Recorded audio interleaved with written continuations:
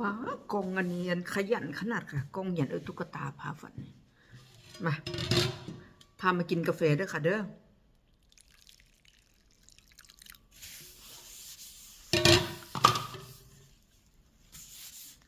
อัดไวขนาดเลยมาถูกใจคนทำคลิปค่ะ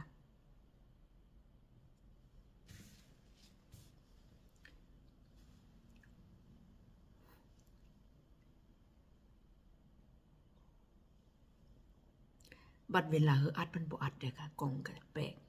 บัดเวลาบ่ได้ยังบ่ได้ต้องการอัดพันหันมาเพราะว่าลงอันอัดล่ะ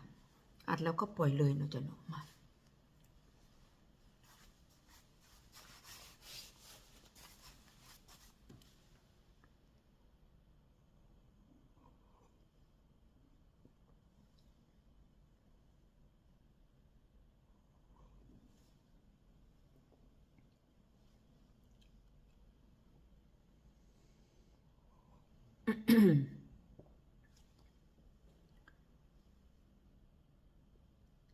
กาแฟดำหอมๆค่ะ